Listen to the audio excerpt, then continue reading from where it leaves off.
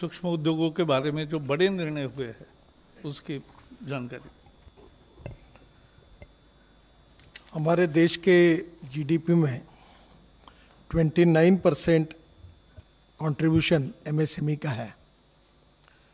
हमारे देश का जो एक्सपोर्ट होता है वो 48% एक्सपोर्ट हमारे स्मॉल, मीडियम और माइक्रो इंडस्ट्रीज के द्वारा होता है। हमारे देश में अभी तक 6 करोड़ एमएसएमई है और इसके आधार पर आज मोटे तौर पर जो आंकड़ेवारी उपलब्ध है उससे 11 करोड़ से ज़्यादा जॉब्स एमएसएमई ने दी है। इस एमएसएमई की कोई मूलभूत समस्या भी थी और आज प्रधानमंत्री जी की अध्यक्षता में काफ़ी अच्छे और बड़े निर्णय आज हुए हैं और निश्चित रूप से ये निर्णय देश के औद्योगिक विकास में बहुत ऐतिहासिक बदल करेंगे। आपको पता होगा कि 2006 में एक एक्ट पास करके एमएसएमई की व्याख्या की गई थी और वो व्याख्या जो थी वो उसके बाद घोषणा और उसमें आज का बदल, 3 बातों की जानकारी मैं आपको दे रहा हूँ। एग्जिस्टिंग यानी सबसे पहले पुराना जो बात थी उसमें मैन्युफैक्चरिंग सेक्टर और सर्विस सेक्टर दोनों अलग किए गए थे और उसमें माइक्रो सेक्टर में इन्वेस्टमेंट यानी टर्म लोन जो होता है जिसमें इक्विपमेंट एंड फिक्स मशीनरी जो होती है, प्लांट एंड मशीनरी इक्विपमेंट, उसकी कॉस्ट वो माइक्रो में 25 लाख थी और टर्नओवर जो था वो 10 लाख का था।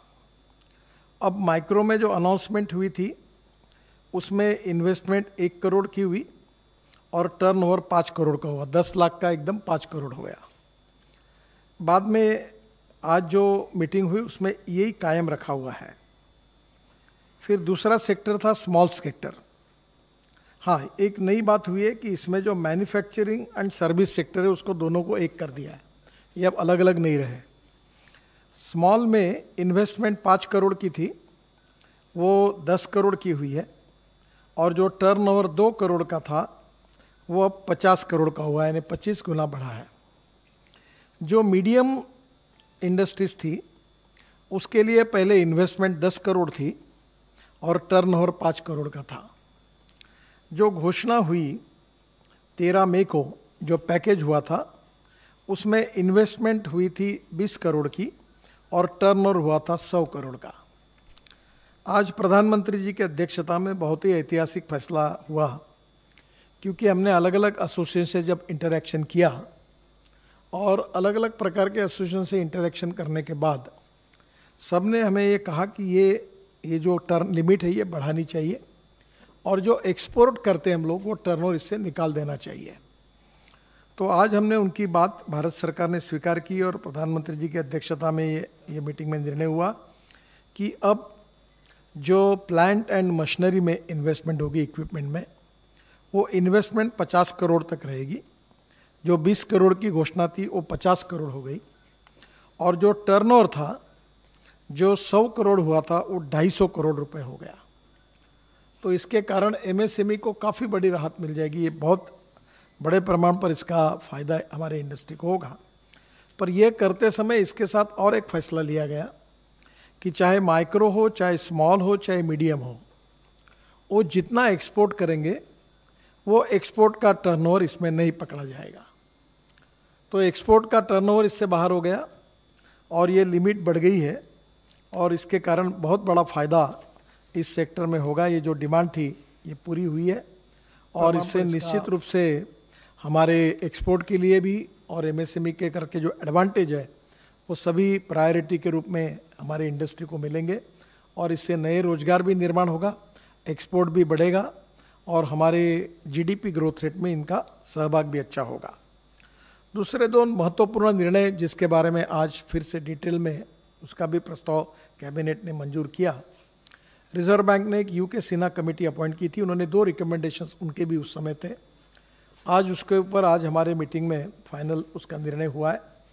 2 थे, एक डिस्ट्रेस एसेट फंड और दूसरा creation of fund for MSME.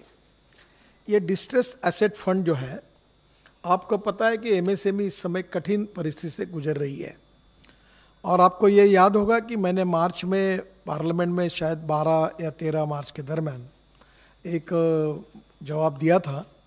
तब हमारे बैंकिंग सेक्टर ने 6 लाख एमएसएमई को रिस्ट्रक्चर किया था और ये मुदत 31 मार्च में थी। बाद में आदरणीय वित्त मंत्री जी की अनुमति से ये मुदत हमने 31 दिसंबर तक की है और इसमें करीब 25 लाख एमएसएमई जो अड़चन में है उनका रिस्ट्रक्चर होने की उम्मीद है। अब ये जो फंड ऑफ फंड हमने जो क्रिएट किया हुआ है, ये बहुत ही आधार पर जो कमज़ोर एमएसएमई है, जो आर्थिक दृष्टि से एनपी अकाउंट हो गया है, बंद पड़ी हुई है, उनके कारण सबसे बड़ा इसका रिस्ट्रक्चरिंग करने के लिए उसका उपयोग होगा, उससे वो इंडस्ट्री वायबल हो जाएगी। ये डिस्ट्रेस्ड एसेट फंड जो बनाया गया है ये 4000 करोड़ का है, जिसके लिए आज अनुमति मिली है।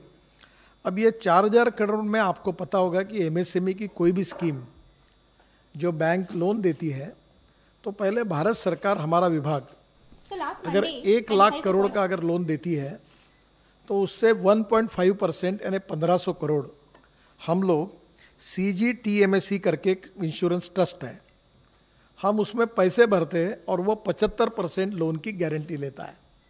तो ये जो 4000 करोड़ रुपए है, ये जो फंड मंजूर हुआ है, इसको वैसे 10 गुना होना चाहिए, पर ये स्ट्रेस एसेट है, एनपीए में आए हैं, रिस्क है थोड़ी, तो 5 गुना करके ये होगा 20,000 करोड़ का।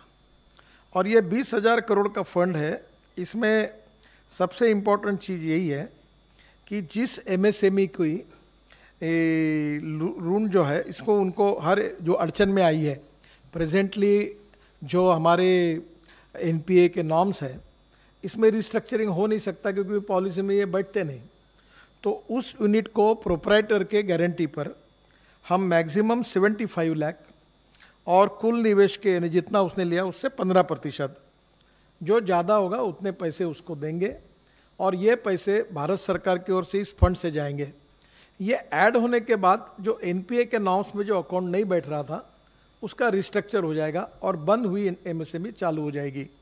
तो करीब इसका 2 लाख एमएसएमई यूनिट को फिर से शुरू करने में, जो वो विशेष रूप से डिस्ट्रेस में है, उनको इसका फ़ायदा होगा।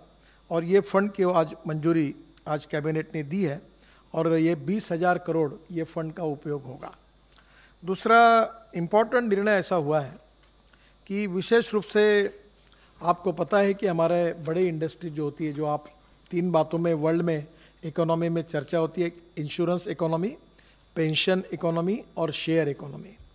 और ये जो बड़े इंडस्ट्री है, इनके शेयर स्टॉक एक्सचेंज में लोग लेते हैं, खरीदते हैं, ये आपको पता है।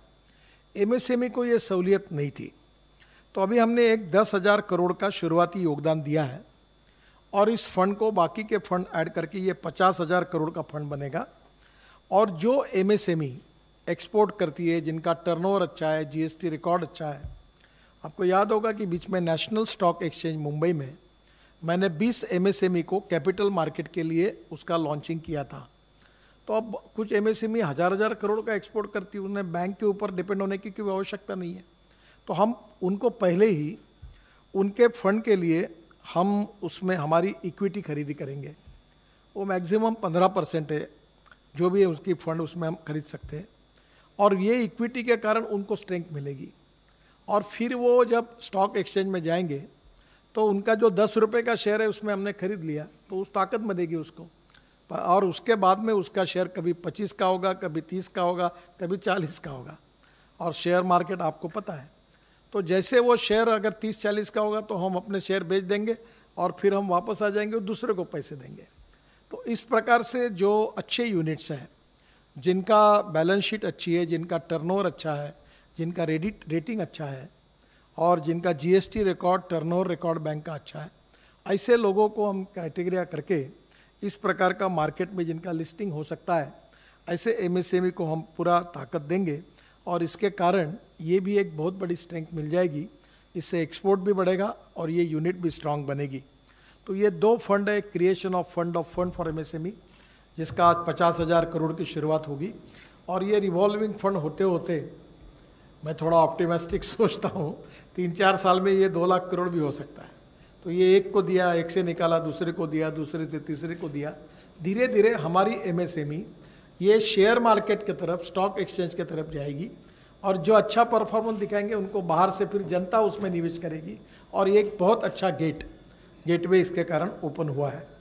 तो ये दोनों निर्णय फंड्स के बारे में, एक डिस्ट्रेस एसेट फंड और दूसरा ये फंड ऑफ फंड, और उसके साथ एमएसएमई की डेफिनेशन बदलने का जो निर्णय हुआ है, ये अपने आप में आज तक के इतिहास में, ये 2006 में था, बहुत बार ये डेफिनेशन बदलने के प्रयास किए गए थे पर वो संभव नहीं हुए।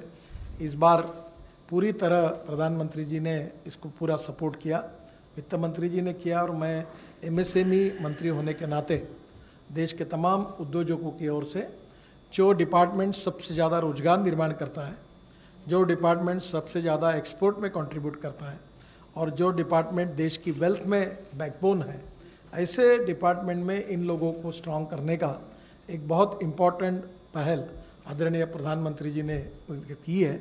इसके बहुत अच्छे परिणाम आने वाले समय में, इस संकट के समय में निश्चित रूप से उपयोगी होंगे और आएंगे। मैं प्रधानमंत्री जी का बहुत बहुत अभिनंदन इस विभाग का मंत्री होने के नाते इन तीनों निर्णय के लिए करता हूँ। बहुत